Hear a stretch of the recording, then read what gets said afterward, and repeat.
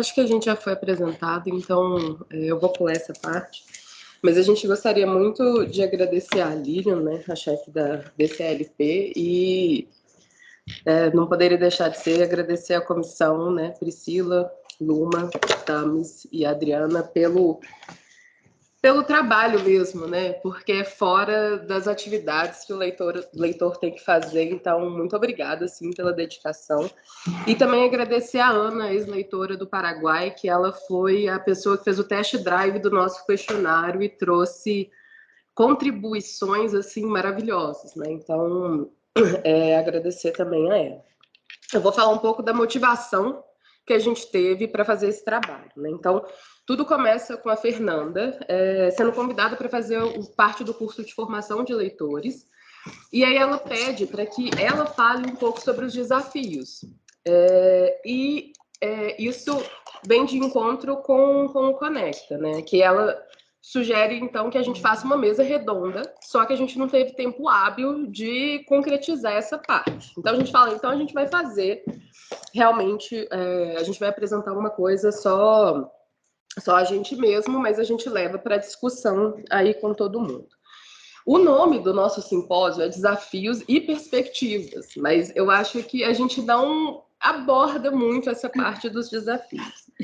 E tiveram duas falas muito interessantes, assim. Uma é do Caio, ele falando hoje assim: todos nós temos que nos reinventar de alguma forma dentro do leitorado. Não tem jeito, você vai ter que se adaptar de alguma forma, você vai ter algum desafio. E o professor Nelson, ontem, ele falou, né, que os contextos, eles vão ser diferentes, né? A gente sabe que cada um está num lugar muito específico, mas que o quadro patológico, ele é parecido. Então, o desafio, ele vai haver. Isso é um fato, né? Irrefutável. Só que nos resta saber quais são esses desafios e como que a gente vai se preparar para ele, né? Porque você sabe que vai ter desafio, se você se prepara, você tem ali um tempo maior para fazer a outra parte do trabalho do leitorado. Bom, então, como a Cíntia já mencionou, o objetivo mais geral desse trabalho é apresentar e discutir os dados coletados nessas entrevistas, realizadas com leitores do Programa Leitorado Brasileiro, e de forma mais específica, identificar o perfil, as necessidades e as responsabilidades dos leitores em diferentes contextos de atuação, e também apontar conquistas do programa até o momento, como a Cíntia mencionou, identificar os desafios do programa, e, finalmente, contribuir para a ampliação e aprofundamento do debate sobre esse programa leitorado. Sobre a metodologia, eu imagino que alguns de vocês fizeram o questionário. A gente fez um questionário no Google Forms com 51 perguntas, sendo parte delas fechadas e parte abertas, divididas em 7 sessões. Por motivos de tempo, a gente não vai abordar todas essas 7 sessões, então a gente está fazendo um recorte. A gente pegou o que a gente julgou ali ter mais espaço aqui para o diálogo. O tempo de duração aí, né, para o leitor responder, ele teve média de 10 a 20 minutos. As respostas, elas foram anônimas e as perguntas, elas foram direcionadas para leitores em contextos diferentes e em etapas diferentes desse processo. Porque tem, por exemplo, tinham pessoas que não assumiram, mas eles poderiam responder a sessão 1, que falava sobre essa parte da comunicação. A nossa ideia, a gente partiu, então, da nossa experiência pessoal ao receber, né, a informação de que a gente havia sido selecionada para ser leitor, até assumir, não, agora, né, enfim, até assumir depois. Então, a gente falou, então como é que é essa comunicação antes? Como é que é essa parte aqui da universidade? A gente foi fazendo essas categorias. Sobre os participantes, a gente enviou e-mail, então, para todos os leitores dos editais de 2018, 2019 e 2021. Alguns e-mails voltaram, então a gente catalogou aqui 54 leitores receberam esses e-mails e 30 responderam ao nosso questionário. Bom, nós vamos começar, então, falando sobre a questão de modalidades de apoio. E quem vai apresentar essa parte é a Fernanda. Fernanda, infelizmente, não pôde comparecer ao evento. Ela está online depois, se vocês tiverem perguntas, mas ela também preparou um vídeo da parte dela de modalidades de apoio, que é o que a gente vai mostrar agora.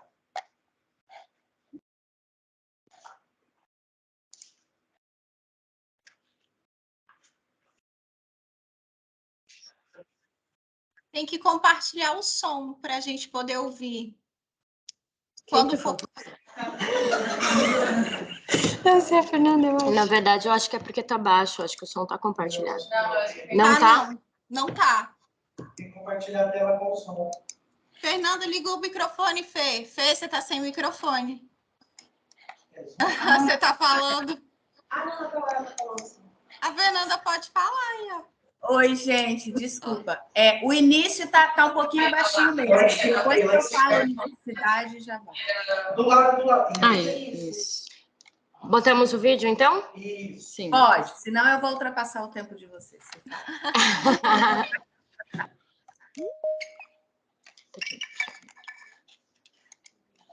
Não tá, não. Tá Tá aqui.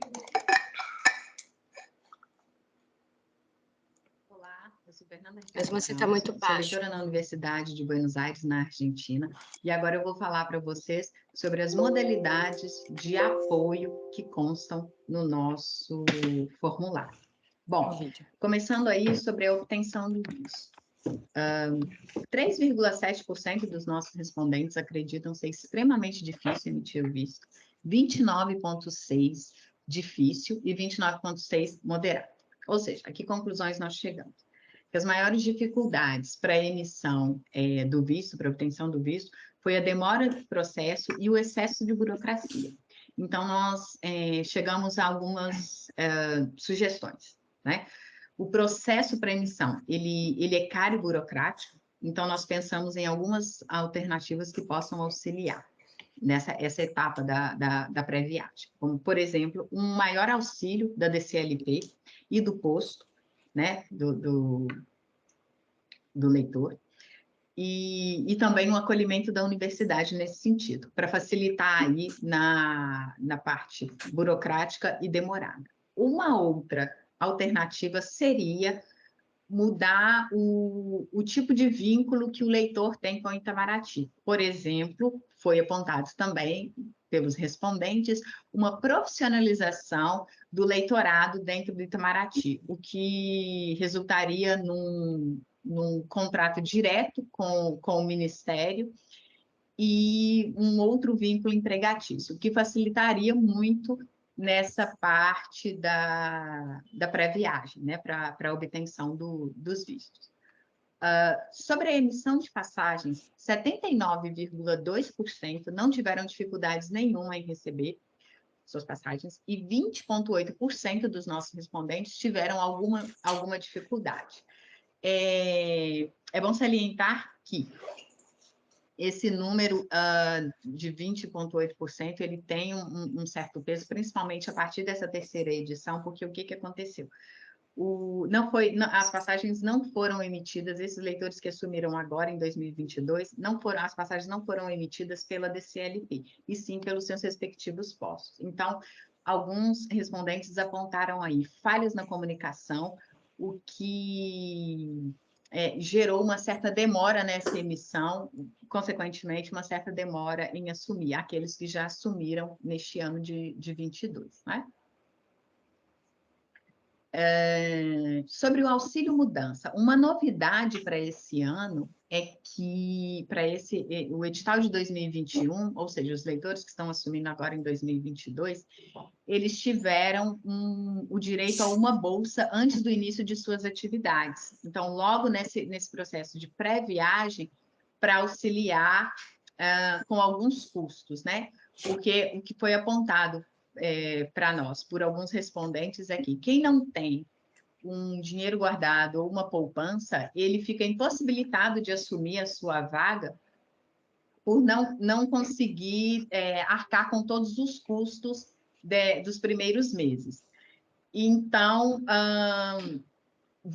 mesmo os leitores que não puderam fazer uso desse desse auxílio, apontaram que seria muito importante. Na verdade, nós temos aí 92%, 92,6%, acredito ser muito importante, o que seria esse azul escuro e esse azulzinho mais claro, que a pessoa que apontou aqui esse azulzinho mais claro, ela coloca como muito importante, mas também com algumas ressalvas em relação a esse auxílio.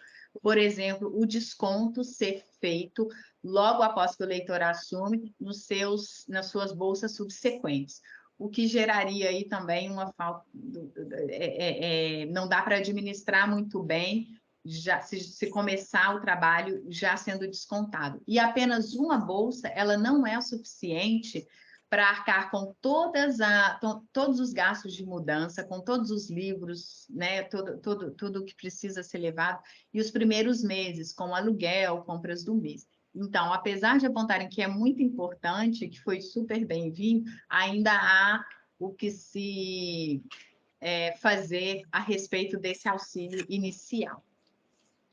E aí, para finalizar, sobre o valor da bolsa.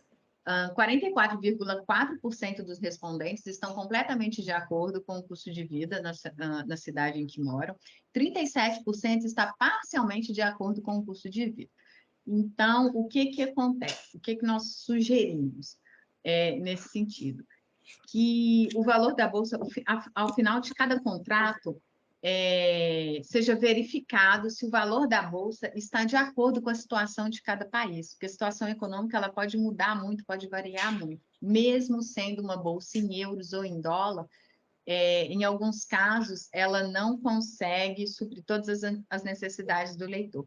Então, antes de sair essa vaga em um novo edital, esse valor ser verificado e atualizado.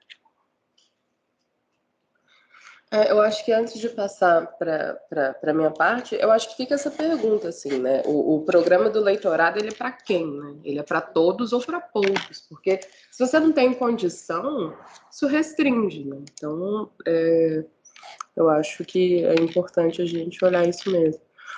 E aí, sobre as experiências durante o leitorado, a maioria dos leitores considera que a recepção por parte da universidade ela é boa ou excelente. A gente tem aqui 84,6%, 11,5% consideram ruim e 3,8% consideram regular. Assim.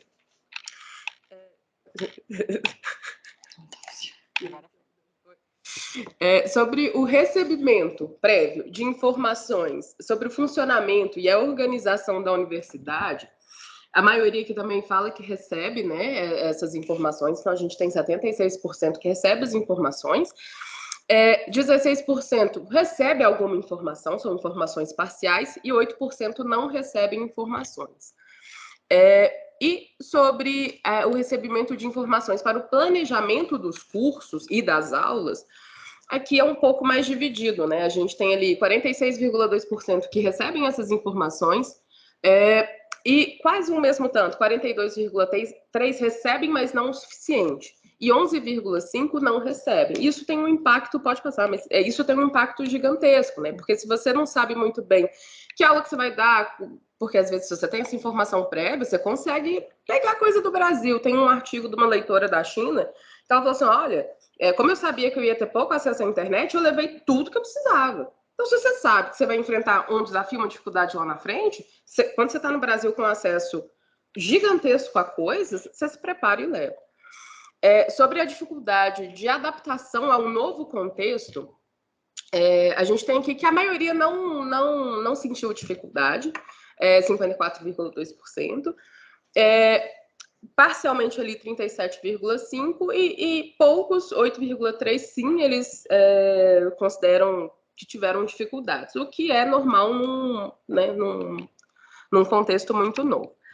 As principais dificuldades, e aqui a gente tem as respostas abertas, né, foram em relação à cultura universitária diferente, a falta de infraestrutura e a morosidade na compreensão do funcionamento da universidade. Então, teve leitor respondendo assim, eu levei 1 ano para entender como é que funcionava determinada coisa. Então, se você já tem ali, né, se você recebe informação, olha, assim, assim, assim, assim, você já vai, tá, não sei, então você parte para outra parte. Em relação ao cumprimento da contrapartida das universidades, assim, também a maioria recebe a contrapartida, mas a gente tem ali a mesma porcentagem de leitores que recebem parcialmente e não. O que é complicado em determinados contextos, onde a gente percebe que a contrapartida da universidade ela é determinante para esse leitor viver naquele lugar, né? Então, a gente sabe que tem lugar que tem aluguel caríssimo. Se não tem ali a universidade, você não tem como. Isso inviabiliza né, o trabalho do leitor. Então, as nossas sugestões para essa parte aqui é que os leitores, então, recebam informações dos seus contatos, né, no posto e na universidade. Então, olha, no posto, você tem que responder essa pessoa, na universidade é aqui, para o leitor se situar, porque, pelo menos, eu acho que ali da minha entrada do edital ali, eu não sei se isso foi tão informado. E também a gente sugere que o posto apresente o leitor à universidade, que tenha essa, né, fala assim, olha, então tá aqui. E também que eles recebam informações, não, que as informações sobre as disciplinas, as estruturas do lugar, tipo de quadro, projetor, computador, gabinete, acesso à internet, energia elétrica, cópias e outras coisas, elas sejam coletadas sistematicamente e disponibilizadas para o leitor que for assumir aquele posto. Tem resposta, por exemplo, falando assim, olha, eu não posso tirar xerox, eu não tenho projetor, eu não tenho não sei o quê, como que faz? Mais uma vez, se você está sabendo que são essas condições, você se prepara. Outras sugestões são que seja criado um guia de como propor eventos, qual que é o passo a passo, a estimativa de tempo, prazos, custos, quais são as atividades que tiveram boa aceitação para aquele contexto, e etc. Assim. A gente, em algum momento, eu acho que foi em algum dos artigos que eu li no livro que a gente recebeu na minha formação, falando assim, olha, não, já falaram aqui para mim que não é bom propor eventos nas férias, porque as pessoas não vão. Se você tem esse tipo de informação, você pode propor, mas por conta e risco, tá ali um aviso. Você vai ter a sua experiência, mas tem ali alguma coisa te falando que pode não ser o melhor. Também a gente sugere que exista assim, uma central de divulgação das atividades do leitorado que seja institucional, porque eu acho que essa institucionalização, ela dá uma abraçada, né? Que é uma coisa, por exemplo, que eu vejo muito no Instituto Camões, no Goethe, né? Que eles falam assim, olha, a gente está fazendo isso daqui. Então, não só isso possibilita que os leitores entre si conheçam os trabalhos uns dos outros, né? Uma coisa institucional, porque tem ali o leitor que fez a página do Instagram, mas se você distraiu, não está seguindo, você não sabe. Mas se é da instituição, tem esse tipo de validação. E deixar explícito no curso de formação que o projeto que a gente submete, a gente não, eu não tive, mas que o projeto submetido à CAPES, ele não necessariamente vai ser implementado, né? Porque às vezes você faz um projeto e fala assim, nossa, não, então vou implementar ele. E aí você chega lá, não é. Então,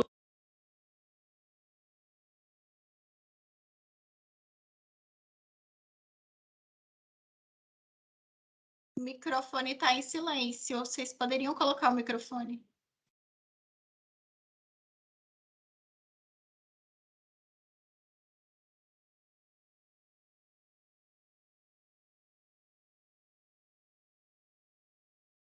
Microfone. Está desligado. Ou tá mudo. Aqui a gente não escuta. Mudo.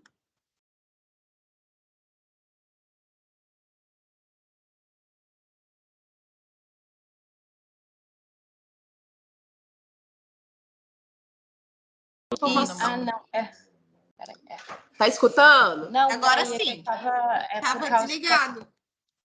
Obrigada. Compartilhada com o vídeo, aí eles cortam o telefone, eles cortam o microfone automaticamente. Esse que foi o problema.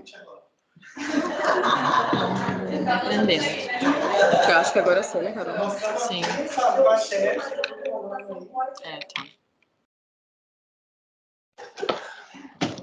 Bom, gente, então a gente vai terminar falando sobre a avaliação do leitorado e o curso de formação. Quanto aos relatórios semestrais, como vocês podem ver aqui, 63,7% considera os relatórios como relevantes ou extremamente relevantes, 22,7% considera parcialmente relevante, 9,1% como irrelevante. E aqui, a partir do gráfico, vocês podem ver que a maior parte dos respondentes, 85,7%, acredita que é necessário pensar no aperfeiçoamento dos relatórios semestrais, né? Então, com base nesses dados e em comentários e sugestões que recebemos também, nós sugerimos que o formato dos relatórios semestrais e finais seja online, para um registro e compartilhamento seguro e eficaz, que também haja mais espaço nos relatórios semestrais para os leitores apresentarem sobre diferentes atividades desenvolvidas na universidade e na comunidade também, e atividades de pesquisa, inclusive, abrangendo as particularidades de cada contexto de atuação, já que muitos de nós trabalhamos na sala de aula e fora dela também, né? Com outros tipos de atividades. Também sugerimos que haja um feedback geral por parte da DCLP, quanto ao que os leitores relataram nos relatórios semestrais sobre as suas atividades, o que tem um pouco a ver com o que a Cintia já tinha mencionado. E que haja espaço nos formulários finais para um relato de experiências durante o leitorado e o compartilhamento desses formulários finais com os novos leitores assim que eles assinarem os contratos. Então, aqui nós elencamos alguns aspectos que seriam importantes aparecer nesse formulário final para que leitores compartilhassem suas experiências. Então, a gente tem desde a letra A lá em cima, emissão e renovação do visto, emissão de passagens aéreas, até a vida no país, pagamento da bolsa, auxílio financeiro, recepção na universidade, infraestrutura dessa universidade, os projetos realizados, contrapartida da universidade, okay, etc. E também é importante destacar que 58,3% dos participantes não se sente confortável para falar sobre qualquer questão no relatório semestral ou se sente confortável para falar apenas sobre algumas questões.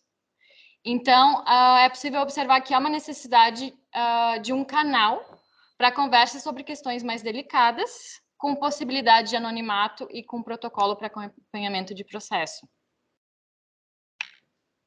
Bom, o curso de formação, então, como vocês podem ver aqui no gráfico, os participantes avaliaram o curso como 36,7%, perdão, avaliou o curso como extremamente relevante quando a gente pensa no conteúdo, 26,7% considerou como relevante o curso quando a gente pensa no conteúdo e 36,7% considerou parcialmente relevante. Então, não teve ninguém que considera o curso de formação como irrelevante.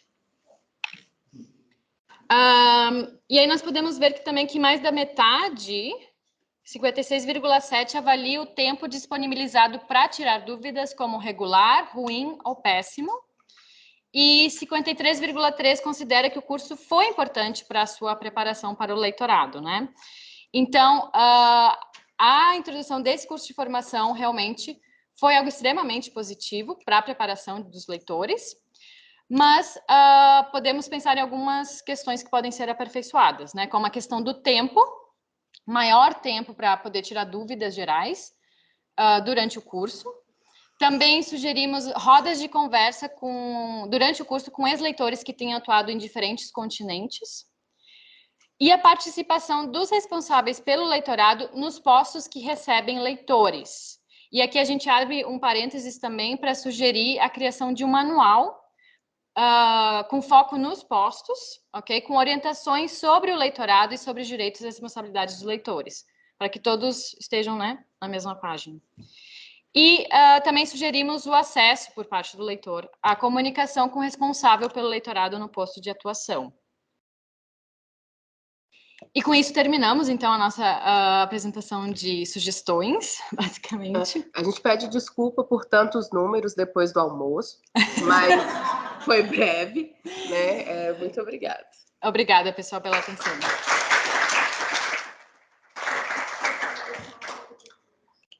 Dá para ter pergunta agora? Então, como é que é? Foi essa minha pergunta. Vamos agora ou chamamos o Gustavo e depois a Ana no final? Acho que vai abrir no final, porque de repente as perguntas podem adentrar no horário. Oi. eu achei essa apresentação de vocês foi muito útil para mim. E eu tenho várias respostas assim, que eu acho que seria interessante você chegar nisso. Bom, vou começar de novo, então, para o pessoal de casa ouvir. Então, queria só agradecer pela apresentação, foi muitíssimo útil para mim, que estou no DCLP, né? É muito importante ter esse feedback, a gente não tem acesso ao que está acontecendo na ponta, muitas vezes. A gente está lá em Brasília tentando alcançar, mas a gente sempre consegue, né? Eu anotei muitas coisas aqui que vocês falaram e eu acho que tem informações que seriam importantes de serem passadas, se houver um momentinho hoje ainda, não sei, não é nada demorado, mas assim, aproveitar que está todo mundo aqui, porque o pessoal está ouvindo em casa, talvez, não sei. Eu acho que Minhas, exatamente. Eu não sei, aí vocês veem aí não sei, eu sou breve, eu sou concisa. Tá, vamos lá. Para começar, a questão de que vocês não se sentem confortáveis para responder o questionário, né, o relatório semestral.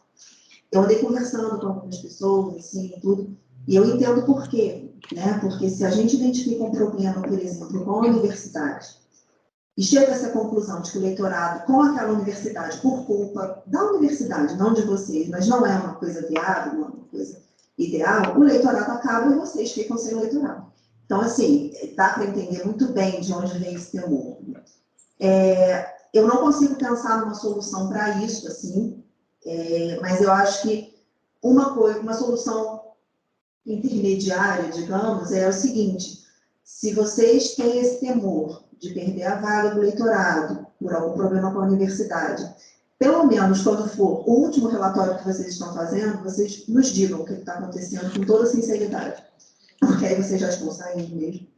E a gente pode consertar um pouco a situação, fazer o edital, abrir o edital em outra universidade naquele mesmo país, ou conversar, ter uma conversa franca com a universidade, explicar o que está acontecendo, sem que a gente ameace o trabalho de ninguém, né? Assim, eu sei que não é o ideal, mas enfim, eu não consigo pensar em nada, porque tem esse fator universidade que a gente também não tem muito como controlar. Né? A gente não tem como forçar a universidade, às vezes, mudar alguma coisa que está acontecendo ali. Às vezes é um problema estrutural da instituição. E a gente não consegue, enfim, influenciar até certo ponto. Mas no último relatório não é tempo hábil ainda. Porque, por exemplo, o meu último relatório sai daqui um ano. E minha vaga já está disponível. Neste edital. Sim. Então é uma coisa que tem que ser falada, talvez, cumprir ou...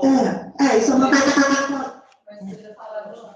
isso é uma coisa que eu estou falando agora, assim, calculei também os tempos, enfim, mas a gente pode pensar em alguma coisa, né? Porque não necessariamente também vocês precisam ter esse relatório para entrar em contato, e se for uma questão muito grave, vocês têm que estar aberto para a gente.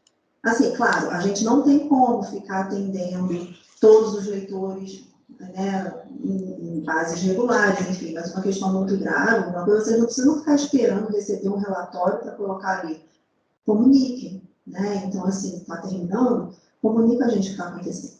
Bom, outras questões, visto. O que a gente pode fazer, com a questão que a gente sabe, visto é sempre assim, visto é sempre caro, demorado, burocrático, e o visto, ele é uma discricionariedade do país receptor. Então, a gente tem como informar que o leitor passou no edital, que o leitor está convidado pela universidade, a universidade informar que convidou aquele leitor, enfim, que vai receber aquele leitor. Agora, o nosso poder de influenciar os tempos de processamento de visto de um outro país, tem países que são mais demorados, que são mais rígidos, outros são menos. O que a gente pode fazer as gestões do posto, que são uma carta, geralmente é isso, né? A parte burocrática, uma carta informando que o leitor está chegando, enfim, e conversar com a universidade para deixar bem claro que eles precisam dar todo o apoio possível.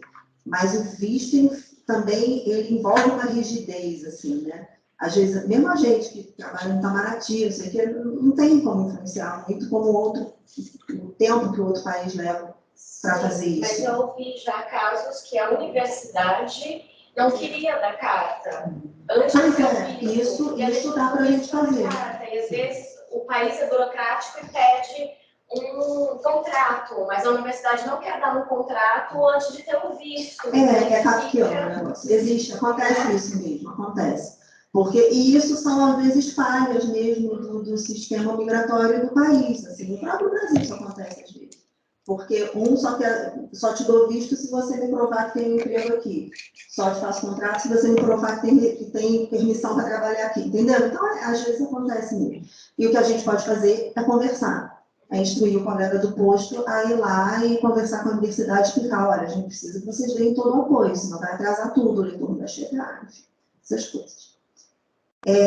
Passagens, houve essa mudança mesmo, né? Agora a gente está enviando os recursos para o posto e o posto emite a passagem. Isso é uma questão interna nossa. A nossa consultoria jurídica questionou, é um embrólio que nem vale a pena entrar aqui, mas questionou o fato de que a gente pagava a passagem dos leitores. Eles dizem que não tem base legal, não só para os leitores, para várias atividades que acontecem na área cultural. E aí, cada divisão, cada iniciativa foi acomodada de uma forma diferente. O leitorado foi acomodado dessa forma. A gente passa agora o dinheiro para o posto emitir a passagem. Me parece que vai continuar assim, que por enquanto vai ser o novo formato, o novo processamento vai ser esse. Se houver mudanças, vocês serão informados, mas por enquanto não. Quanto a essa bolsa, o que acontece? Esse adiantamento que acontece, né, ele foi uma decisão nossa, informal, né, justamente para auxiliar, porque a gente sabe que é difícil mudar de país, que tem custos envolvidos e tudo, mas a gente tem que depois fazer esse desconto até o final daquele exercício. A gente não tem muito como mexer nisso, sabe? A gente já está sendo meio abusado de fazer isso. Então, a CAPES está envolvida, não tem? Não, a CAPES não tem nada a ver com isso. O recurso só sai do orçamento do Itamaraty. Porque todo bolsista tem esse tipo de auxílio. Não, porque o que a CAPES faz é elaborar o edital e fazer a pré-seleção acadêmica. Bom, não faz mais nada. A CAPES que elabora o edital? Juntamente a gente faz uma reunião para ver os termos do edital. Mas é a equipe da CAPES que elabora, que põe a mão na massa mesmo. Ele já tem sistema de publicação digital, que nós não temos.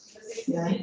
Sim, nós não só revisamos, como sentamos juntos e elaboramos, e olhamos linha por linha. É assim que é feito. Depois a gente pode conversar sobre o edital, porque eu acho que tem algumas questões que... Sem dúvida. Não deveriam, né? Sim, podemos. Bom, deixa eu ver mais o que eu anotei aqui. Essa questão de verificar se o valor recebido está de acordo com a realidade local ao final de cada leitorado, isso aí é ótimo, vou implementar, acho. Assim, já é o que a gente faz informalmente, mas a gente pode instruir e fazer uma coisa mais formal, né, mais institucional, para os postos fazerem isso. Porque, por exemplo, aqui agora, 2 editais para Espanha, Madrid tem o mesmo subsídio de Santiago de Compostela. E Madrid, o aluguel é infinitamente mais alto do que Santiago de Compostela. $2.000, assim... Tem rende de forma diferente. Madrid deveria receber um pouco mais. Eu não vou receber menos Santiago, porque as pessoas vão na praia. Mas assim, a gente tem que pensar que tem que ter um auxílio. Uma coisa que eu estava conversando com o Cristian, né, o subchefe da divisão, que é o responsável mais diretamente pelo leitorado, assim. A gente estava conversando que a gente precisa implementar um curso, acho até que vocês falaram isso, um curso sobre o leitorado para os colegas que estão expostos. O que acontece? Não é todo mundo que já trabalhou com cultural, não é todo mundo que sabe o que é o leitorado. Não é todo mundo, e assim, tem uma rotatividade muito grande, às vezes a gente muda, de 2 em 2 anos, a gente chega em outro posto, a gente não sabe o que está acontecendo. Então, assim, a gente vai implementar isso, além do curso de formação para vocês, a gente vai fazer um curso para explicar o básico mesmo, o que é, como é que funciona, o que tem que fazer. E uma das coisas muito importantes é que haja um contato mais próximo do funcionário do nosso setor cultural, do nosso colega, com o responsável pelo leitorado na universidade. Precisa, né? Assim, até para isso, quando o leitor chegar, pegar o leitor pela mão, está aqui o nosso leitor. E antes de chegar, né, olha, preste atenção no visto, e vamos ver como é que está a qualidade, falar com o nosso colega, ver como é que está o custo de vida, vamos adequar direitinho, porque eles podem sugerir um valor que seja ok para se viver naquele lugar, enfim. É isso, né? É o que eu falei, a gente está passando de um estado de completa dispersão para um estado de organizar as coisas. Então, assim, essa apresentação eu achei assim, se vocês puderem me passar depois, eu agradeço muito, porque eu posso, com base nisso, sentar e refletir sobre o que se pode fazer. Tem muita coisa, tem muito espaço para melhora, né? Enfim. Tá acabando, tá? Deixa eu falar uma coisa da recepção da universidade, a mesma coisa, né? A gente pode instruir o colega lá também a preparar melhor o terreno para a chegada de vocês. Essa questão de que 12,5% das universidades não cumprem a contrapartida, isso me chocou muito. Mas não cumprem assim, eles colocam no edital e depois não realizam aquilo que foi registrado no edital, é isso? A gente só fez essa pergunta, né? Assim, a contrapartida... Não, mas eu queria saber assim, se a universidade, desde o início das negociações, Sim. já disse, não tem condição. Não é o que estava no edital e aí não é cumprido. Isso aí, eu precisava saber qual é isso. Não, é realmente anônimo, assim. Mas a questão da anonimidade, a minha dificuldade é essa, porque como está cada um no lugar, para a gente tomar alguma atitude concreta, a gente precisa saber onde é. A gente pode... Na estatística, mas eu não consigo tomar nenhuma atitude. Eu acho que uma sugestão... Vocês poderiam enviar, então, um e-mail para todo mundo responder? Sim. Mas eu acho que a gente não tem e-mail. A gente realmente não tem como saber quem. Porque... Mas você pode falar direto com os leitores. Com todos, sei lá. Todos, e se alguém estiver com esse problema, por favor, entre em contato com a... Ô, Luma, é porque a gente mandou o e-mail direcionado para todos os leitores com o link. Aí o leitor que estava disposto a responder acessava aquele link e mandava. Porque a gente tinha a sensação desde o início que as pessoas não eram sinceras na hora de responder. Então a gente falou assim, olha, vamos fazer a coisa anônima, porque, né, assim, você está ali, não, tudo bem, eu posso ser sincero. Mas uma sugestão, acho que o que a Priscila falou, é realmente falar assim, ó, quem respondeu que não tem essa contrapartida, que seja parcial ou completa, entrar em contato. Falar com a gente, porque isso é muito grave. Isso, inclusive, seja que o leitorado seja Como é que faz aqui? Alguém quer falar? Sim, a Fernanda levantou a mão aqui no... Eu posso falar? Sim. Pode falar, Fê. Gente, primeiro eu queria parabenizar, eu prometo ser breve, parabenizar a organização, a comissão organizadora aí da segunda edição do Conecta, todos os colegas que estão presentes aí, né, fisicamente, os que estão virtualmente. Quero mandar um abraço para todo mundo. E queria agradecer muito a participação da Lilian aí na nossa comunicação. Isso é muito importante e eu fico repetindo o meu mantra, né? Colegas, relatem tudo que for possível, relatem, escrevam tudo no formulário. Agora nós temos uma ótima direção lá da DCLP, que está nos ouvindo. Assim, nós também tivemos, né? Eu estou dizendo, dos últimos 3 editais, tem mudado muito. A gente decidiu fazer essa comunicação porque a gente acredita muito no programa e a gente acha que as coisas só podem mudar se nós formos ouvidos, se nós começarmos a falar. Porque entre Brasília, o Poço, a universidade, existe uma distância muito grande e é impossível saber de tudo realmente. Então, eu acho muito importante a gente colocar esse movimento, ele partir da gente mesmo, a gente colocar isso, a gente relatar, a gente ser ouvido, como a Lilian está aí agora, está nos escutando, fez anotações, já fez algumas sugestões aí para o que pode ser melhorado.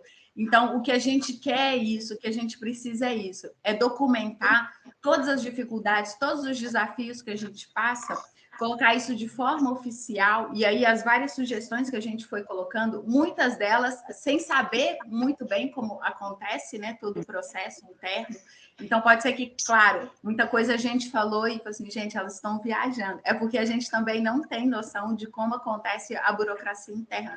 Mas, de qualquer forma, é importante a gente relatar, sim.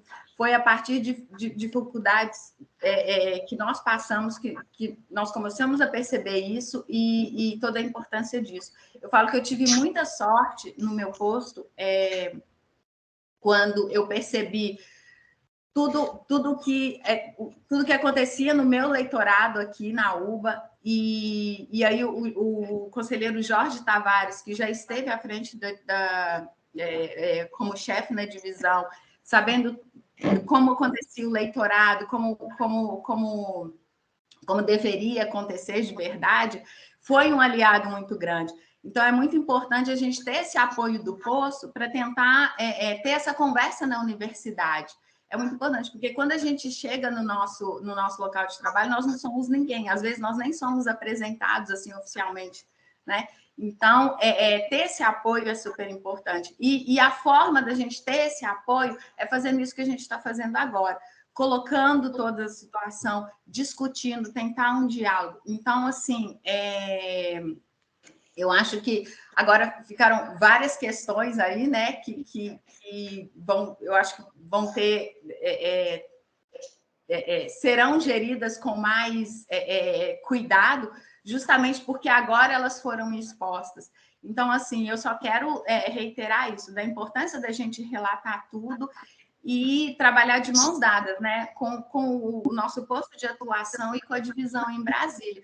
Então, eu agradeço muito quem respondeu o formulário, mesmo se conseguiu ou não colocar tudo, né? Alguns leitores, eu não sei se a gente chegou a mencionar no início, mas alguns leitores que ainda não assumiram, eles responderam até a parte do curso de formação, que foi muito importante também.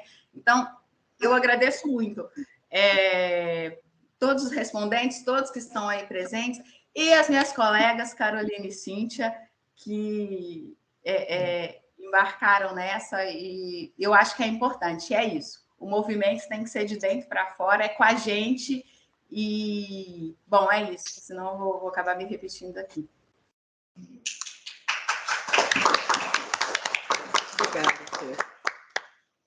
Obrigada, Fernanda. E obrigada por ter sido também, eu imagino que a idealizadora, né, quem começou esse processo. Isso é muito importante, eu não consigo dizer o quanto. Assim. Eu anotei várias coisas, eu não vou falar tudo, porque vai ficar muito grande, né? A gente ainda tem mais coisas, mais apresentações, enfim. Mas, assim, eu anotei várias coisas e vocês vão notar que várias das sugestões vão ser implementadas, assim, sabe? Porque tem coisa que é simples, tem coisa que mesmo é questão de a gente parar para pensar, enfim, como eu falei, somos 5 lá para aplicar de um monte de coisa, às vezes vocês fazerem isso, nossa, ajuda demais. Então, por exemplo, a questão de deixar explícito no edital que aquele projeto não vai ser, que ele é um projeto que é um insumo para a CAPES fazer para a seleção acadêmica. Nem no edital, Lília, mas eu acho que no curso de formação. Porque... Nos dois, eu acho, entendeu? Eu acho que é importante também, porque você faz eu acho que se não é para ter, eu acho que tem que desde o início já deixar claro. Porque a pessoa vai e faz o curso, o projeto, enfim, achando, né, que vai aplicar lá. Acho que é importante saber, não, é só para ver se você sabe fazer o projeto. Não é para você... Pode ser que seja aproveitado. Se o leitor chegar lá, mostrar o projeto, o responsável da universidade, pelo departamento que vai receber vocês, achar que bom, vamos implementar isso, pode ser que seja usado, mas não necessariamente. Então, a gente pode colocar isso no edital, não é problema nenhum. E falar no curso de formação menos ainda, porque aí eu que falo, né? Então, não tem problema. Só daria uma sugestão, eu não sei como é que está o edital agora, com relação ao projeto, que ele cria não só uma expectativa, mas não é uma mobilidade, mas uma plurissignificação do que seja um projeto. Né? E tem muitos, define melhor o que é um projeto de trabalho, de atuação, pedagógico e tal, né? Porque eu me lembro muito na formação, a aluna dizia muito, né, projeto de pesquisa, mas não é projeto de pesquisa. Mas os itens que estavam lá davam a entender que era um projeto de pesquisa. Entendeu? Porque alguns dos itens recolhem para a gente ver índice de impacto, isso é projeto de pesquisa. Né? E, na verdade, as coisas para falar, mas nem vou, porque acho que a discussão toda está assim, que a CAPES, já que é a parceria, né, do Itamaraty com a CAPES, que a CAPES poderia ser, nesse processo, mais clara. A CAPES que elabora? Então, isso é um problema. Porque, assim, essa é a parte acadêmica. Nós, no Itamaraty, não somos acadêmicos. A gente não tem como... Pelo jeito, não é CAPES. Porque, nesse caso, nós todos aqui, imbuídos do espírito acadêmico, vamos pensar que é um projeto de pesquisa. Agora, o que acontece? O desenvolvimento do português na universidade. E aí, com cada um que eu conversei, cada um tinha um projeto totalmente diferente. Porque, gente, ninguém... Pois é, mas eu acho que isso também é um trabalho conjunto. E quando eu falo conjunto, de vocês também. O que acontece? A CAPES tem esse know-how da seleção acadêmica. A gente tem a coisa de fazer a ponte, né? Que é o trabalho do diplomata. A gente faz a ponte com as instituições lá fora, e com a CAPES, e com vocês, enfim. E vocês têm que nos dar esse feedback também. Porque aí a gente pega isso que a CAPES não necessariamente vê como se concretiza um leitorado. É um programa que, mesmo para a CAPES, que está acostumada a fazer editais e tal, é diferente. Né? Essa realidade no exterior, para eles, pelo menos a do leitorado, é uma coisa... É diferente, né, essa atuação de vocês. Então, a gente precisa que vocês nos passem informação. O negócio é a informação fluir. Por favor, não tenham medo de falar, sabe? Porque se vocês não falam, fica uma conversa, né, não tem diálogo, a gente não consegue atuar. Né? Então, o que é preciso fazer para que as coisas melhorem é haver o diálogo sempre, porque senão, o que eu estou fazendo aqui, né? Se eu não puder melhorar o programa, né? O sistema da CAPES é preparado para um projeto de pesquisa. E o leitorado é um plano de trabalho. Sim. Você já quer ser como está definido que o leitorado é um plano de trabalho, ficaria bem claro. É isso. Eu acho que para a CAPES também isso não é um ponto, não é uma questão assim que eles batem pé. É mesmo uma falta de a gente passar essa informação para eles. Eu, por exemplo, eu não tinha noção disso, agora eu tenho, que é um plano de trabalho, eu posso conversar com eles, olha, eu vou deixar mais claro o que vocês precisam. Um plano de trabalho para atuação pedagógica, para quando a pessoa estiver no mestrado. O plano é que você vai, por exemplo, numa das observações que colocaram no meu projeto, depois eu obviamente entrei com recurso, mas diziam que não tinha um calendário com clareza, um cronograma. Mas não existia isso, não tinha. A gente está se estendendo demais. No último dia, nós fomos ter um bate-papo com o exatamente para colocar tudo isso no papel. Aí vocês me passam, porque eu não Qualquer coisa a gente traz a apresentação com alguns pontos, tá? Porque o Gustavo tem que apresentar. Eu vou concluir, então. Eu só queria tirar uma dúvida. Quando vocês falam que gostariam de um feedback geral dos relatórios semestrais, seria mais ou menos isso que eu fiz nessa apresentação, porque assim, agora a gente vai passar a ter curso de formação presencial, que é muito legal. Né? Inclusive porque a gente pode trazer os leitores ativos para conversarem com os leitores que estão sendo selecionados. Então, assim, vocês vão ter essa troca. Né? E essa ideia de passar o relatório de vocês para o leitor que vai começar, o relatório final, é muito boa, porque aí a pessoa já se prepara mais.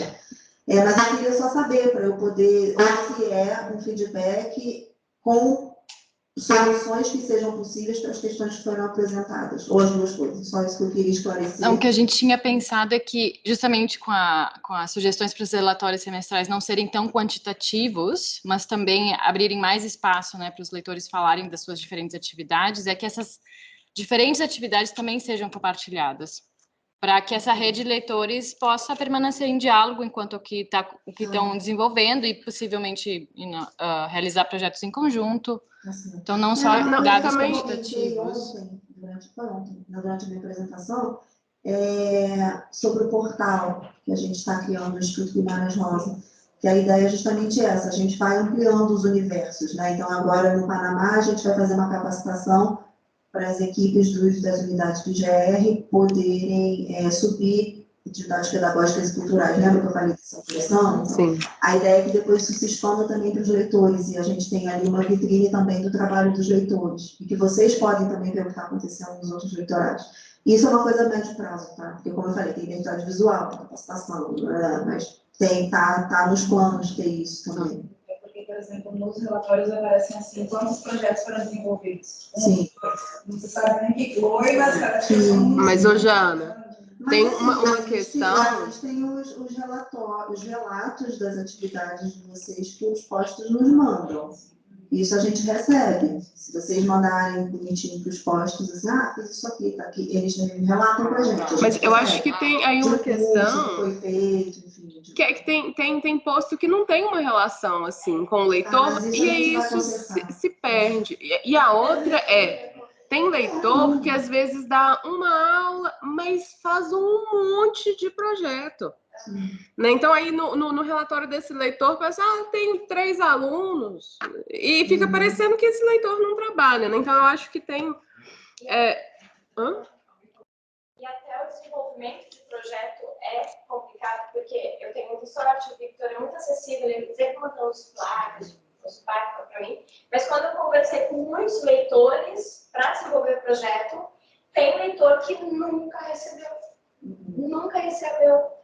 sabe? Não teve nem a chance de fazer o projeto, porque não sabia o que precisava ser feito. Quando vocês falam projeto, vocês estão falando dos projetos do PALP. Sim, eu não sei. Tá, entendi. Que vem para o consulado não passa. Porque isso é outra coisa que a gente pode instruir os postos a fazer. Inclusive, a gente está implementando agora uma plataforma digital para a submissão dessas propostas. Não só da DCLP, mas da DCULT e da DCL. Então, vai ser uma portal, uma plataforma de diplomacia cultural, que abrange tudo.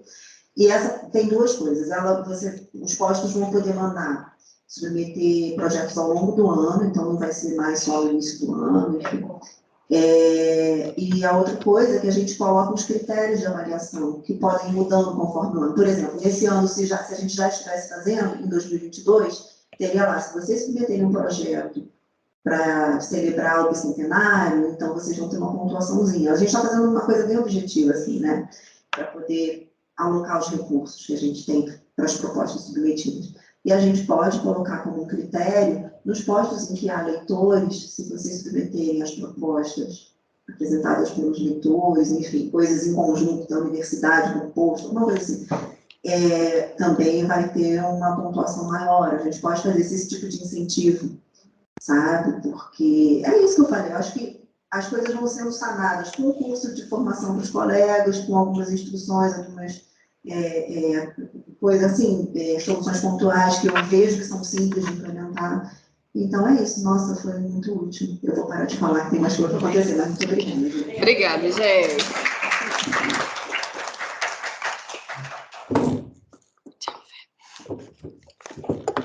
Tchau, Fê.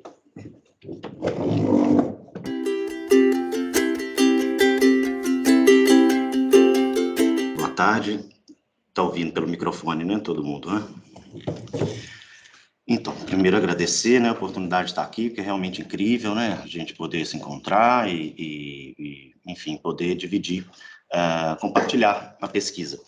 Bom, foi interessante ouvir essa mesa, porque é ambíguo mesmo esse desenvolvimento de projeto. Esse é um projeto meu inicial, lá de 2019, e que eu fico aí, né, fazendo ele, porque eu achava que eu tinha que cumprir, né? Então, nossa, vocês nem imaginam, porque, tipo, o meu objeto é ir a campo, e assim, a gente teve uma pandemia, então, assim, nossa, eu quis morrer, falei assim, não vou, tudo parou, né? Enfim, acho que poderia ter um título inicial antes disso aí, que é Futebol em Linguagem. E aí vem com esse título aí, O Canto dos Adeptos do Costa do Sol, Campo Fértil de Investigações. Enfim, a minha formação foi toda em Belo Horizonte, eu fiz Psicologia e Letras, e depois mestrado e doutorado em Estudos Literários, eu sou editor de uma revista, A gente tem um núcleo de futebol, linguagem e artes na Letras, é o único ligado ao futebol no campo das artes, né, ligado ao CNPq. Também faço parte do GED, que é um grupo de estéticas diaspóricas que trabalha com literatura africana. E hoje eu vou falar um pouquinho dessa experiência que começou lá em 2019, né, que é a única que eu pude, de fato, experimentar, porque só agora o futebol voltou em Moçambique. Enfim, já me apresentaram o resto ali, né? Eu sou editor dessa revista, rapidamente ela atingiu um conceito A4 da CAPES na primeira avaliação, ela se tornou a segunda mais importante da área dos esportes no Brasil, em mais de quase 50 revistas. Acho que o fato dela de ser agora a CAPES ter admitido a interdisciplinaridade de fato, né? Porque antes era assim, B1, uma revista era B1 na educação, A1 na letras, AC na física, enfim, agora não tem mais isso. Então isso, o objeto futebol, ele é de fato multitransdisciplinar, né? Então isso aí é só para vocês verem, assim, um título de um trabalho que eu desenvolvi lá, que foi um dossiê que eu coorganizei, que chama Futebol em Moçambique, Arte e Memória. Que eu coorganizei com um professor da Universidade de Lisboa, que é o maior conhecedor do futebol em Moçambique, e o Elidio Yamona, que é o meu chefe lá do setor de literatura. Então, assim, pelos títulos, a gente vê a variedade do que pode aparecer quando a gente faz uma chamada dessa, né? Desde os selos moçambicanos que retratam Pelé. Isso é incrível, um artigo maravilhoso, um grande presente, um artigo gigante, assim, com muito poder assim, né? E eu escrevi esse texto aí, e vou, enfim, eu desmembrei em capítulos de livro e em capítulos também. E a gente também teve um destaque, que a Paulina Chiziane também colaborou conosco. A gente tem nessa revista uma seção de poética que a gente publica textos, vídeos, imagens, pintura, enfim, em diálogo com o dossiê. A Paulina tem um texto maravilhoso, que a Mutola é uma grande desportista africana, né? Não só moçambicana, é a maior desportista africana. E ela começou no futebol, né? No futebol feminino, ela passava por Diadurim, né? Porque ela passou por um homem. Então, ela narra essa história, que é uma história muito conhecida em Moçambique, que ela foi desclassificada depois que ela ganhou o campeonato, vencendo por 1-0 com o gol dela. Aí descobriram que ela era mulher. Enfim, esse relato de pesquisa contextualiza a investigação sobre hinos e cânticos de futebol em Moçambique, que é a minha primeiro movimentinho lá, né, e eu perdurei, expondo a maneira como me aproximei da torcida do clube de desporto da Costa do Sol, os Canarinhos de Maputo, durante o campeonato de 2019, em busca dos cânticos de torcida, além de procurar apontar para traços singulares desse clube fundado em 55. Assim, aqui mostram-se registros originais das pesquisa etnográfica, revelando seu potencial de investigações científicas no campo da linguagem, das artes e das ciências humanas. Há uma epígrafe aí do Deleuze, né? Escrever nada tem a ver com significar, mas com cartografar, né? Dando essa ideia do corpo, né? Presente, que eu vejo o futebol e, né, assim, vários autores, como um espetáculo, né? Pensando numa arte cênica, né? Estudos mais recentes têm argumentado que no continente africano, se de um lado a prática esportiva foi utilizada por regimes coloniais como ferramenta de diferenciação social e de disciplinarização dos nativos, de outro foi apreendida como alternativa para expressar discordâncias com o poder constituído notadamente por sua visibilidade e capacidade de aglutinar. A rigor, dentro do que eu estou falando aqui, porque ali foi a possibilidade da língua sobreviver, né, no futebol, porque como o futebol é alienante, então não era dada muita atenção, né, pelo poder, e ali foi sobrevivendo coisas, né, uma delas a língua.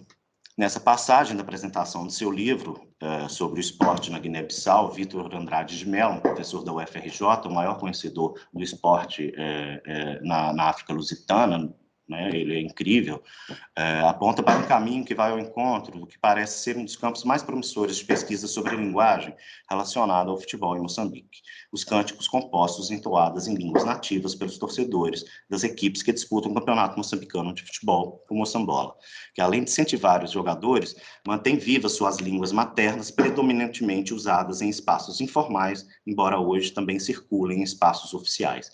Não é todo mundo que sabe, né? Não se podia falar xangana no ambiente público, né? Era proibido, e hoje isso de fato acontece.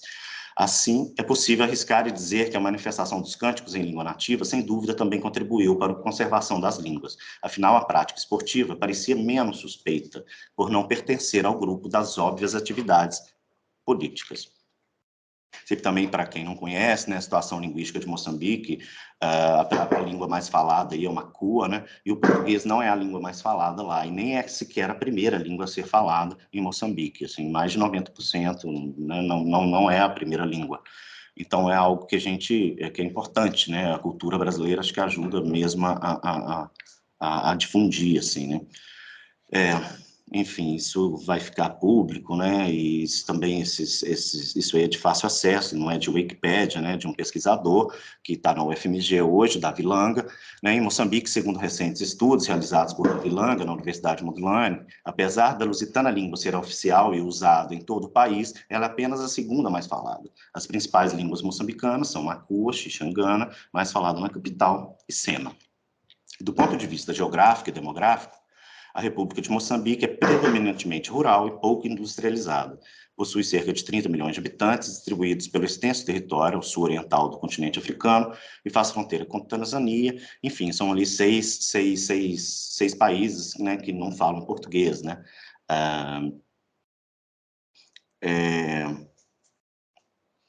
Nesses países, as línguas autóctones são consideradas oficiais pelo governo local, com exceção de Zâmbia e Moçambique. É estranho isso, que todos ali em volta, né, Moçambique, só ele se mantém, né, junto com a Zâmbia, que é inglês, e Moçambique português. Os outros têm as línguas autóctones como também língua oficial, né? Então, embora cerca de 80% da população moçambicana fale alguma língua de origem banto, a língua de Camões é considerada pacificadora, a língua da unidade nacional. Aí só para ver um mapa, né, e, enfim, para situar ali um pouquinho algumas características, né, do país. Agora, voltando ao futebol, né, para caminharmos lado a lado com o futebol, é relevante identificar como se dá a distribuição das equipes do Moçambola, que é só para marcar mesmo que a geopolítica, assim, do futebol, né, que de fato se dá onde tem desenvolvimento, dinheiro, e Maputo é o lugar que mais se pratica o futebol, né.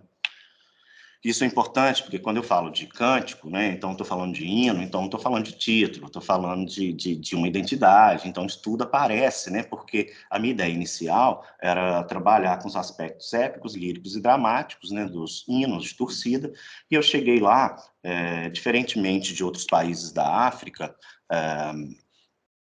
Moçambique não manteve essa tradição dos hinos oficiais dos clubes de futebol, né? Cabo Verde é assim, Angola é assim, América do Sul toda, né? Aqueles hinos, né, que veio da Europa, que são marchas, né, e coisas bélicas na letra, e eles realmente rechaçaram isso, foi enterrado com a colonização. Então eu não tenho acesso a esses hinos.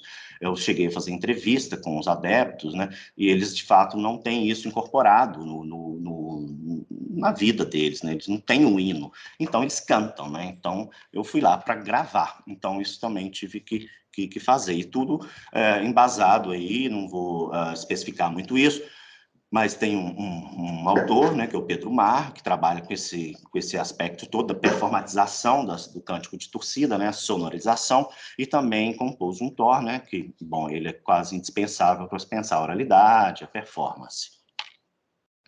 Né, porque o Zumthor fala, né, pelo corpo, né, que nós somos tempo e lugar. A voz proclama emanação do ser. A escrita também comporta, é verdade, medidas de tempo e espaço, mas seu objetivo último é delas se liberar. A voz aceita beatificamente sua servidão. A partir desse sim primordial, tudo se colore na língua. Nada mais nela é neutro. As palavras escorrem. As carregadas de intenções, de odores, elas cheiram ao homem e à terra, ou aquilo com que o homem os representa.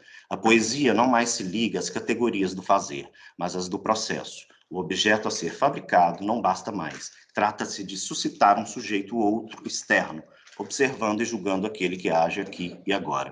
É por isso que a performance é também instância de simbolização, de integração de nossa relatividade corporal, da harmonia cósmica significada pela voz, de integração da multiplicidade das trocas semânticas, da unicidade de uma presença. né? Isso aí para ver, né? Isso corporifica, né? Isso é uma coisa maravilhosa. Lá não tem a categoria de estádio, né? Lá são todos campos, sequer eles acendem a luz, né? Porque eles de fato não têm dinheiro, sim, eles falam isso. Os jogos são até 3 horas da tarde. Então, o dia que teve um jogo decisivo, assim, o campo estava desse jeito aí, né? Com cerca de 10 mil pessoas, né? Eu acho assim, uma coisa maravilhosa. Acho que não há outro evento que causa isso, né? Nem show de música, acho que nada mais, além do futebol. Isso com quase todo mundo, né? Que é a coisa mais vista no mundo, né? Eu costumo argumentar isso também, enfim. Quando eu comecei a trabalhar com futebol, muita gente, você fica aderindo, né? Aderindo a CBF, aderindo, mas não é isso. O futebol também é a prática. Há um conceito nos estudos futebolísticos hoje que o futebol se chama futebols, né? Que não é só esse mainstream, é o futebol que é praticado na várzea, é o futebol de mulheres, é o futebol de gente que não sei se fala mais assim de deficiente físico, enfim, vários tipos de futebol, né? Então, também só para marcar, assim, o futebol em Moçambique, ele está desde o início do século, os clubes já são centenários também, né? O Costa do Sol, isso é importante também, porque todos os cânticos, todos os hinos vêm pela memória do clube, né? Para ratificar a tradição. Então, é um escudo maravilhoso. O Costa do Sol é uma região maravilhosa, né? É um bairro lá em Maputo, a 4 quilômetros da minha casa. Enfim, é porque é mesmo uma Costa do Sol, né? E tem um pássaro, esse branco aí é um pássaro, que é o canarinho. Então, a torcida é conhecida como os canarinhos, né? E hoje eles têm a roupa igual do Brasil, assim, então é canarinho e também é amarelo, e, enfim, coisas aqui eu já disse. A grandeza do Costa do Sol, um cenário moçambicano, é atestada pelo elevado número de troféus, então, de fato, isso é importante, porque isso vai solidificando ele no cenário, assim, né? Ele já tinha 12 anos que ele não ganhava, nunca tinha ficado tanto tempo, e ganhou nesse ano que eu o acompanhei. Então, quer dizer que a torcida estava mais festiva, e estava lotando mais o campo, então estava muito alegre, e foi muito bom. Aí mostrando aí né? Enfim, os caras, né? Que o Reginaldo, que eu entrevistava, que compõe. E hoje eu vou mostrar aqui, na verdade, 2 cânticos em português. Em todo o universo eu já publiquei textos em Xixangana, porque aí eu tive que pagar a gente para ir comigo, para transcrever, para traduzir, né? Para entender o que está falando. E hoje só isolei, são 2 pequenas frases num universo gigante, né? Só 2 músicas cantadas em português. E aí, para mostrar como que é o cenário mesmo, né? O objeto é a Chipalapala. Eu estou marcando aqui também, aqui estou falando isso mesmo. O Chipalapala e a Vuvuzela, que ficou famosa, né, na Copa do Mundo.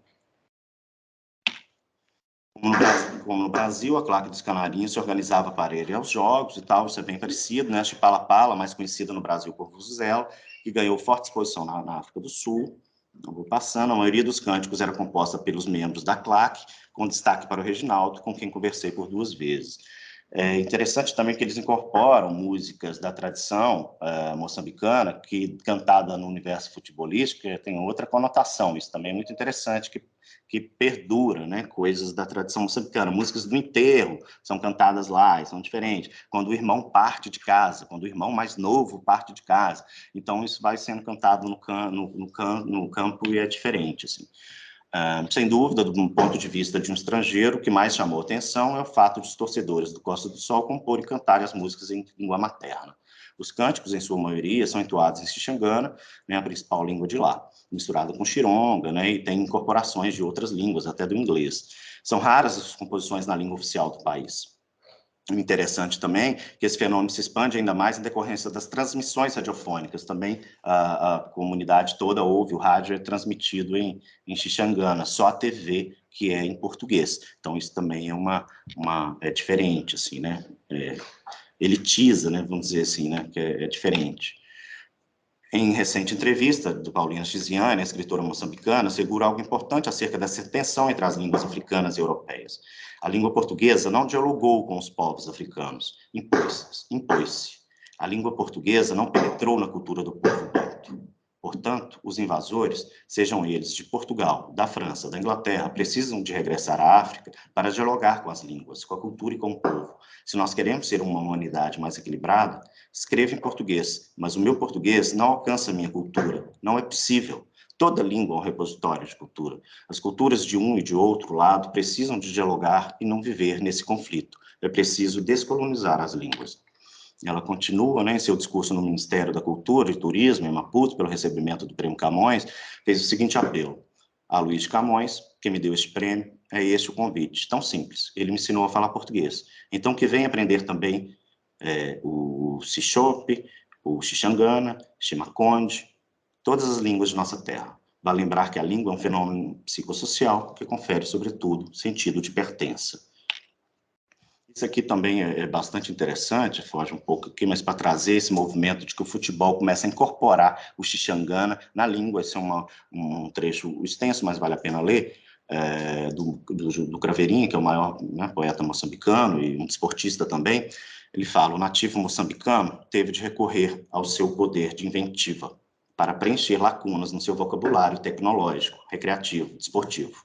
É assim que panza, o jogo violento, a entrada dura, e timba significa o ato de dois adversários chutarem a bola fortemente ao mesmo tempo, e que em português é traduzível para amarrar a bola.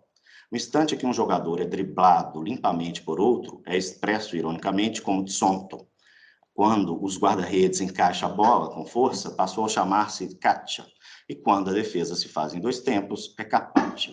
Enfim, vou pular aqui, não vai a próxima. E se o futebolista entra de pé em riste no momento em que o adversário vai chutar, e a falta chama-se bequetela, sendo de beca, que é por, em português, mas que não tem a mesma força do que bequetela, de que saiu o verbo bequetela, bequetelei, bequetelou, bequetelamos, bequetelaste, bequetelaram. Então, como que isso incorpora, né? Então, só para assim, tô faltando 2 minutinhos, só quero mostrar só um trechinho, só para vocês ouvirem mesmo. Aqui não vai, né? Viu?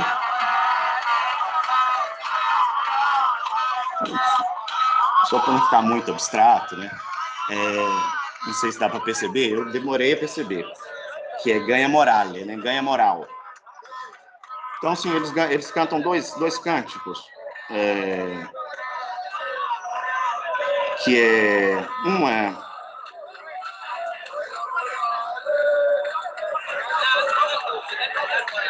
um é Costa, que tem aqui também, é Costa do Sole. Então, Costa do Sole, então mantém a língua portuguesa. Aí você já vai entender todo a colonização pelo nome enfim, pelo nome, né, do clube, só Costa do Sol. Então eles gritam io, io, io, é Costa do Sole. E esse que é ganha morale, quando eles levam o gol. É engraçado, quando você é humilhado, você canta em português. Quer dizer, o outro realmente precisa entender quem que humilha, né? Pensei isso assim. E daí dá para pensar muitas coisas, né? O outro é entoado circunstancialmente, com a intenção de não deixar o time do Costa do Sol se abater logo após sofrer um revés. Tá acabando. Esse aqui eu já disse, que algumas músicas são incorporadas, né? Uma que é muito parecida, aquela ai, ai, ai, ai, está chegando a hora, eles têm algo assim também, né? Que trazem também pro cenário do futebol. Para terminar, reafirmo que pesquisar cânticos e hinos moçambicanos de futebol continua sendo um grande desafio, porque é original, né? Eu venho apresentando em congressos internacionais, de fato, com pessoas africanas e da Europa que pesquisam isso, e ninguém fala ao contrário, porque ninguém pesquisou isso.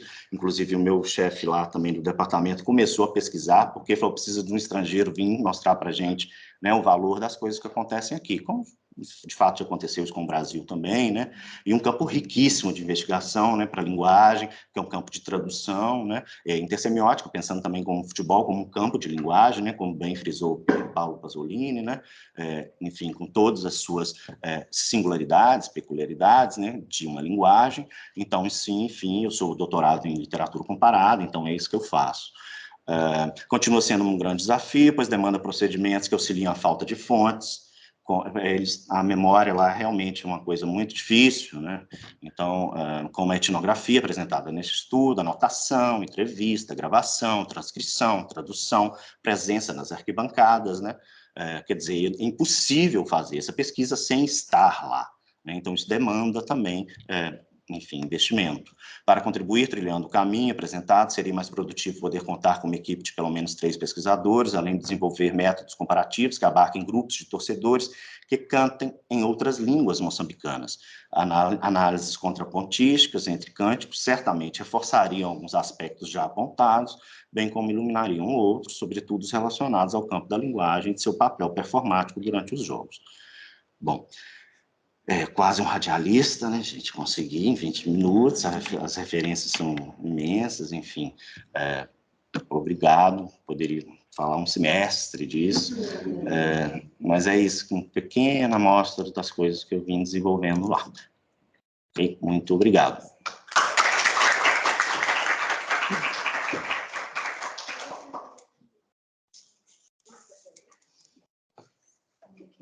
Eu não tenho que chamar ninguém.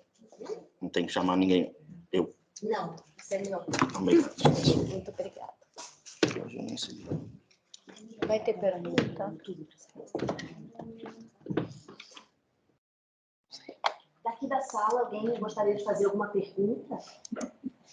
Não?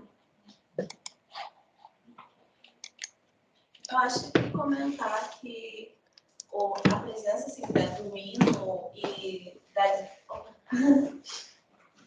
acho só um comentário que o futebol e os hinos, né, e as presenças de outras línguas também, tudo é valorização da língua, né? Então, eu acho muito importante que tenham estudos como esse e que tenham todas, mais estudos também sobre outras manifestações linguísticas que acontecem, poderiam ser ritos, né, religiosos também, outras manifestações que a gente veria esses pontos de encontro e muito da cultura também e desses pontos de conexão a gente encontra, né? Eu imagino quão desafiador seja isso, né, Gustavo? Porque realmente é um trabalho árduo de pesquisa, de escuta e de análise, né, dessas línguas todas que vivem ali no lugar, mesmo que seja dito que o português é uma das línguas falado, mas não é apenas, né? Então, eu não sei se tu faz pesquisa sobre outras manifestações linguísticas lá em Moçambique, assim, ou outras presenças em outros espaços de socialização, sabe?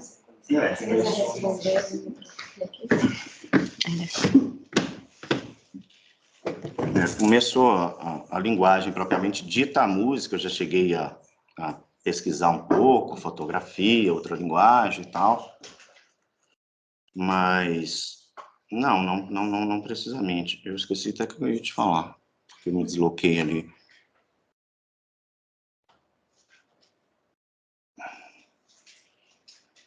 Eu tinha falado assim, de religião ou outras manifestações. Uhum. Não, eu foquei bem no esporte. Eu comecei até a fazer, comecei a fazer Xangana, né? Eu fiz um semestre lá de Xangana para entender, porque realmente a língua, né, realmente coloca num outro tipo de pensamento, como a Paulina mesmo falou, né? Então, isso me deu mais instrumentalização, e a viagem era, eu quero ver se eu entrar numa cultura pelo futebol, se é verdade mesmo, né, como é o Brasil, assim, e de fato é, porque eu vi que em pouco tempo eu conversava com qualquer moçambicano, porque o futebol me dava uma dimensão muito ampla da sociedade, né? Então eu fiquei craque rápido, é muito bom, assim, e sabe, porque é mesmo um dispêndio, né? Não é só um lazer, né? Porque é um afeto, né? São muitas horas, né? Tanto para ir, é o rito, né? Para ir, é o transporte. Ah, vai ter luz, não vai ter luz, então você fica sabendo, você está sabendo de tudo da cidade, você está na cidade, né? Então são muitas coisas que a gente que nos atravessam, né? Por conta do não é só um futebol, né? Não é só 22 correndo atrás de uma bola, né? É mais do que isso. E agora eu continuo pesquisas de outra forma e focando também no futebol feminino, entendendo outras coisas também. Sim, a coisa dos recortes, né? Sim, sim. E agora preocupado também com outros clubes, né? Assim, para tentar ver isso. Eu comecei a frequentar outros clubes para eu mesmo, para eu entender que eu só vou saber se aquilo é moçambicano e o que é diferente se eu conheço o outro, né? Como é com a gente, né? Conhecer literatura brasileira, a gente vai conhecer ela quando a gente conhece outra. Porque senão a gente fica cego nós mesmos e a gente não consegue ver, a gente não sabe nem as deficiências, nem as qualidades, né?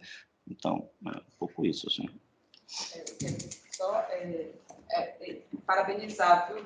Porque essa a ligação que a gente tem, assim, a ideia que a gente tem com o esporte pode passar assim na nossa cabeça que está distante, mas não. Eu lembro que quando eu cheguei lá na Universidade de Pittsburgh, a primeira coisa que me disseram na reunião inicial das pessoas que estavam chegando, né, para os alunos, professores novos, eles disseram, você tem que gostar dos Steelers, do beisebol, sabe, do esporte do local, porque é a porta de entrada, né, para você e seus, é a porta de entrada para a comunicação entre vocês. Isso realmente é isso mesmo, né? Porque você chega na sala, os alunos chegam, eles começam a conversar sobre o jogo que houve, se você não sabe nada, né? Que o melhor time daquela cidade estava jogando, então você fica por fora do papo. Se você sabe, você entra no papo. Então, eu precisei, sabe, entender um pouquinho e ir para o jogo de beisebol. Olha só, eu no jogo de beisebol, tá? Então, eu precisei ir para poder entender a paixão deles pelo beisebol. E como, quando você entende um pouco disso, é mais fácil você chegar na cultura dele, na ideia dele, né, do aluno. Então, muito boa a apresentação e estudo, viu? Parabéns. Não, muito obrigado, né? Parece que eu nasci para ouvir isso hoje.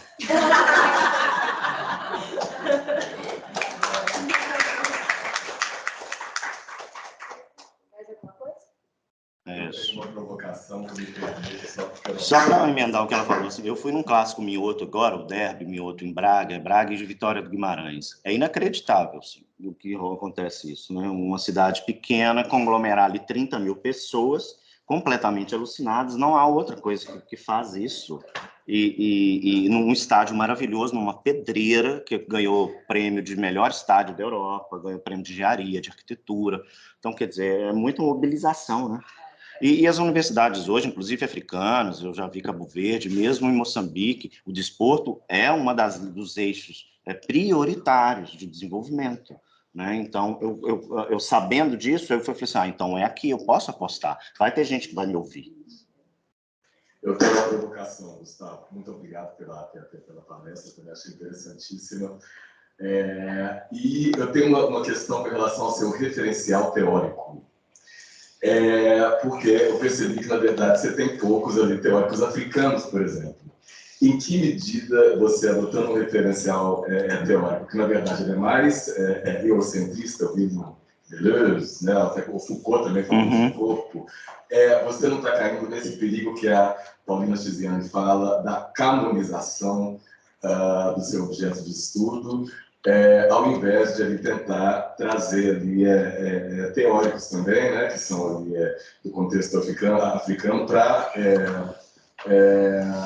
trazer uma perspectiva mais local, para assim dizer, do que você está estudando. Eu sei, eu me preocupei quando eu selecionei esses teóricos.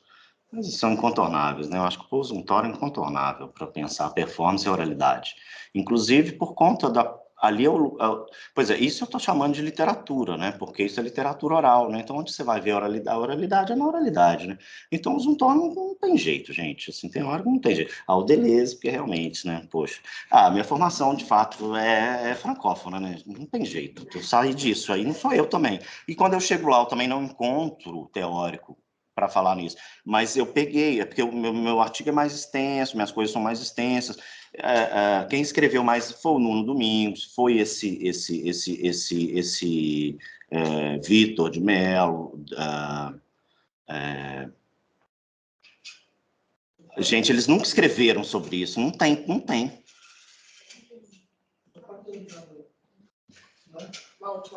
Não, depois a gente fala mais disso, assim, porque aqui tá público, é complicado isso, né?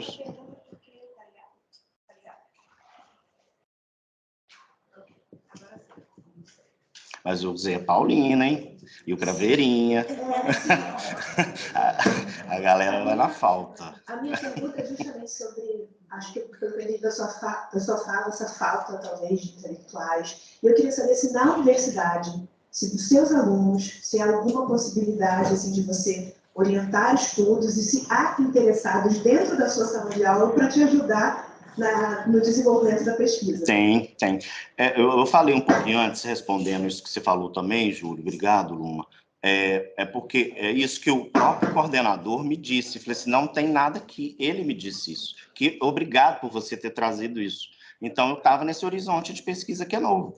Assim, mas não, a pesquisa não acabou. Então, se eu achar, vai ser incorporado, é claro. Agora, eu estou com um monitor que, cara, é incrível. O cara escreveu um romance de futebol. Então, quando eu ficava falando de futebol, agora ele aproximou, ele virou meu monitor. Então, a gente está trabalhando junto. Mas poderia estar muito mais, assim, porque a pandemia realmente freou tudo, gente. A gente ficou 2 anos sem aula. Isso aqui aconteceu em 2019. Se não tivesse acontecido isso aqui, eu não tinha aquele riscos do projeto, sabe? Que você escreve, riscos do projeto. Pandemia, não haverá futebol. Jamais imaginei isso. Então, sim, eu ia ficar muito frustrado, não ia ter acontecido nada. Então, eu realmente preciso da presença, né?